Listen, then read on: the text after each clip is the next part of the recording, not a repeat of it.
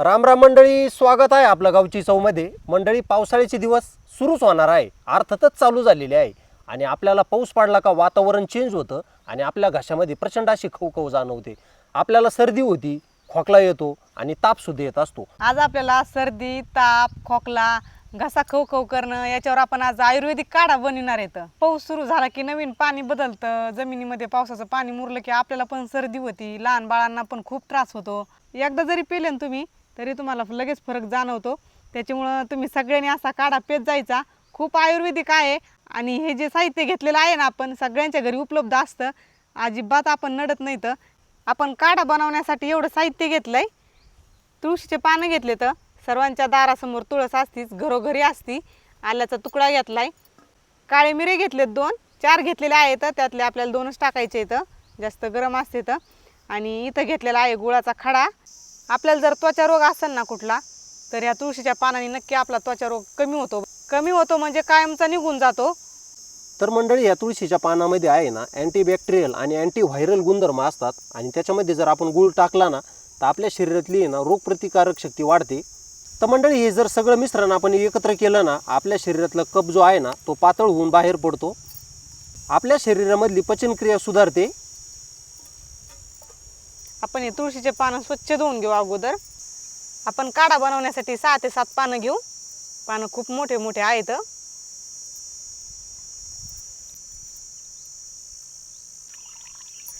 ज्यांना कोणाला वजन कमी करायचं आहे ना, त्यांनी काय करायचं, रोज सकाळी उपाशी पोटी पानं चावून खायचे आणि कोमट पाणी प्यायचं, किंवा 1 ग्लास पाणी टाकायचं आणि 10 ते 12 तुळशीचे पानं टाकायचे.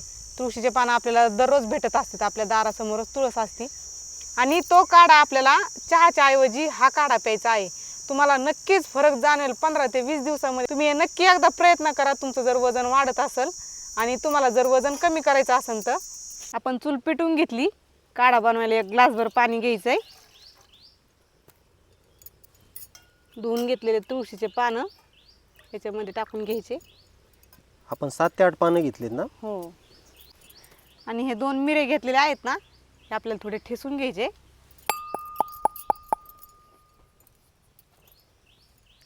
मिरे असे बारीक केले, जास्त पण भुगा नाही केलेला, ते पण टाकून घ्यायचं याच्यात. मिरे उष्ण असल्यामुळे आपल्याला सर्दीला पटकन फरक पडतो आणि कफ बाहेर फेकण्यासाठी पण मदत करतो. इथं घेतलेला आहे आल्याचा तुकडा. आपल्याला याचा पण थोडासा तुकडा काढून घ्यायचा आहे.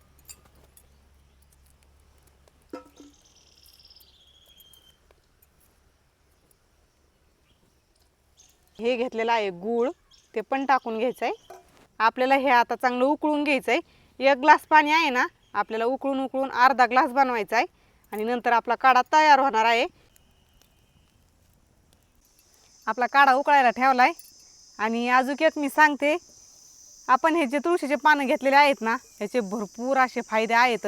आपल्याला फायदे माहीत असते तर पण आपण ते उपाय करीत नाही, तर त्याच्यामुळं आपण इथं कमी पडतो. तर तुम्हाला जर तुमचं वजन कमी करायचं असेल ना, तुम्हाला लईच लठ्ठपणा वाटत असेल, उठता बसता येत नसेल, तर सकाळी सकाळी काय करायचं आहे, तुळशीच्या पानाचे 2 पानं चवून खायचे. त्याच्यासोबत गुळाचा खडा खायचा आहे. गुळाच्या खड्यामुळं काय होतं, आपलं रक्त शुद्ध राहतं, पचनक्रिया पण सुधारते, आपली पोट साफ राहतं. त्याच्यामुळं गुळाचा खडा पण आवर्जून खात जायचा. आणि त्यामुळं काय होईल, 1 महिन्यामध्ये कमीत कमी तर आपलं 1 किलो वजन हे 100% कमी होणार. हो, होतं ना. अनुभव आहे, तर भरपूर जणांना मी हा उपाय सांगितलेला आहे. आणि तसं जर जमत नसेल तर तुम्हाला जर चहा पण सोडायचा असेल तर उठल्या काय ब्रश केला ना, काय करायचं, 5 ते 6 तुळशीचे पानं घ्यायचे आणि 1 ग्लासभर पाणी घ्यायचं. सकाळ सकाळ त्याचा काढा बनवायचा. 1 ग्लास पाण्याचं अर्धा ग्लास पाणी करायचं आणि त्याच्यात गूळ पण टाकायचं. हो, त्याच्यामध्ये थोडासा गुळाचा तुकडा पण टाकायचा आणि रोज उपाशी पोटी ते पाणी प्यायचं. तुम्हाला नक्कीच महिना ते 1.5 महिन्यामध्ये तुम्हाला फरक जाणवल. नक्की आपलं वजन कमी होतं आणि आपण फिट राहत होतं. आपल्याला भरपूर अशा कमेंट येतात, ताई चेहऱ्यावर भरपूर असे वांगाचे डाग आहेत, पुरळ्याचे डाग आहेत, वन आहेत, अंगावर खाज येते, खरूज नाहीटा, जे असे रोग आहेत ना, त्याच्यावर आयुर्वेदिक उपाय सांगा. तर सगळ्यात महत्त्वाचा आयुर्वेदिक उपाय आहे तुळशीचे पानं.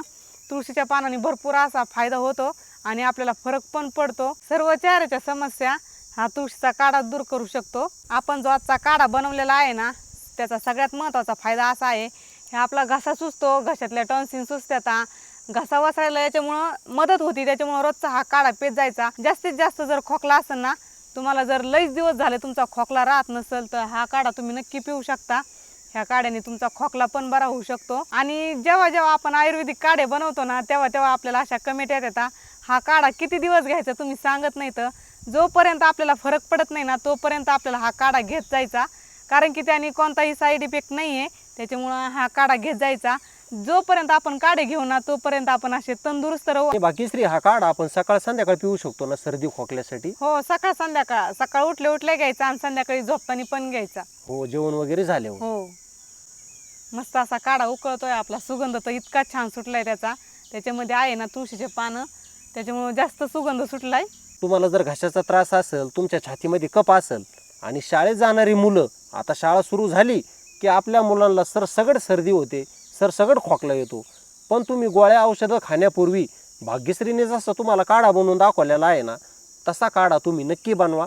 तुम्हाला 3 दिवसामध्ये हा रिझल्ट एकदम 100% येणार आहे. आपल्या दारामध्ये जी तुळस असते ना ती आयुर्वेदामध्ये सर्वात महत्त्वाची मानली जाते. ह्या तुळशीच्या पानाचे, तुळशीच्या काडीचे, तुळशीच्या मुळाचे आणि तुळशीला असे मंजुळा येतात पा, तुळशीला बी येत असतं, त्याचे पण भरपूर असे महत्त्व आहेत, आयुर्वेदिक फायदे आहेत, ते आपल्याला माहीत नसतं. आणि ही तुळशीची जी काडी आहे ना, जी वाळलेली तुळस असते ना त्याची शुद्ध अशी माळ असती, ती माझ्या गळ्यामध्ये पण आहे. तुळशीची माळ आहे. ह्या तुळशीची माळ पण होती ती माझ्या गळ्यामध्ये पण आहे. प्युअर तुळशीची आहे बरं का. आणि काही काही माळी आपल्याला रुटीच्या पण भेटतात. तुळस वाळून तुळस माळ तयार केली ना अतिउत्तम. आपल्याला कशाचीही भीती वाटत नाही, कारण की आता आपल्या लहान मुलांच्या शाळा उघडणार आहेत आणि पावसाळा पण सुरू होत आहे. शाळेत जायला लागली की पोरं लगेच आजारी पडतात. वासानी वास सगळ्यांना सर्दी खोकला सगळ्यांना होत असतो. एकमेकाच्या तोंडाजवळ गेलं की ते जंतू एकमेकाला जातातच. त्याच्यामुळे रोज आवर्जून एक कप भर का होईना लेकरांना असा काढा देत जा, ते कधीही आजारी पडणार नाहीत. त्याच्यामुळे दररोज हा काढा देत जा. तुम्हाला दवाखान्यात जायची पण गरज लागणार नाही. निसर्गाचे भाग्यश्री हेच उपचार असतात नाही का. आजारी पडण्या अगोदर जर हे उपाय केले तर आपण आजारी पडणार नाही. हो, तुळस आणि गुळ एकत्र असल्यामुळे काय होतं, आपल्या शरीराचं 100% सगळं शुद्धीकरण होतं.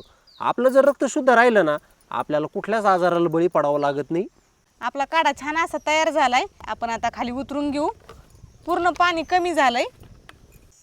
काढा उतरून घेऊ. गाळणीने गाळून घ्यायचा आहे.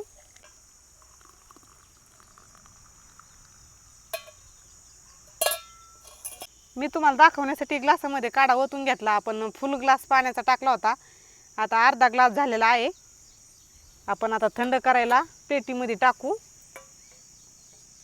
आणि मंडळी, जर तुम्हाला चहाचं व्यसन सोडायचं असेल तर हा आपला रामबाण काढा आहे बरं का. चहासाठी चहाच दिसत आहे, फक्त काय करायचं आहे, साखरेच्या ऐवजी आपल्याला गुळ वापरायचा आहे. भाग्यश्री, हा काढा लय थंड नाही घ्यायचा आपल्याला? नाही नाही, कोमटच घ्यायचं. द्या वाटी. बरं बरं, द्या वाटी.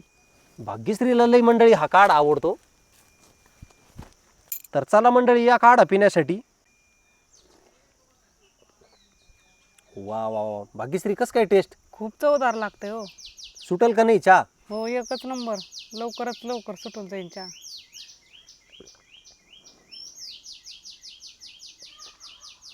आपले लहान मुलं हा काढा इतके आवडीने पितील ना, आणि आवडीने पिल्यामुळं त्यांना सर्दी खोकला आणि जो घसा खवखव करतो ना त्यांचा, तो अजिबात करणार नाही. लहान मुलांच्या छातीमधील कफ 100% पडून जाणार. आणि मंडळी, असेच 2 उपाय आहे बरं का, एक तुळस आणि एक आडुळसा. आता पुढील व्हिडिओमध्ये मी तुम्हाला आडुळशाचे फायदे सांगणार आहे. आडुळसा सुद्धा आपल्या छातीतील कफ बाहेर टाकतो. खूपच छान बनवलं बरं का भाग्यश्री काढा. तर चला मंडळी, आज आम्ही दोघांनी तुम्हाला आयुर्वेदिक काढा बनवून दाखवला, तो पण अगदी कमी साहित्यामध्ये आणि घरच्या घरी. तर ह्या काढ्याचा उपयोग तुम्ही करा, तुमच्या लहान बाळांना द्या.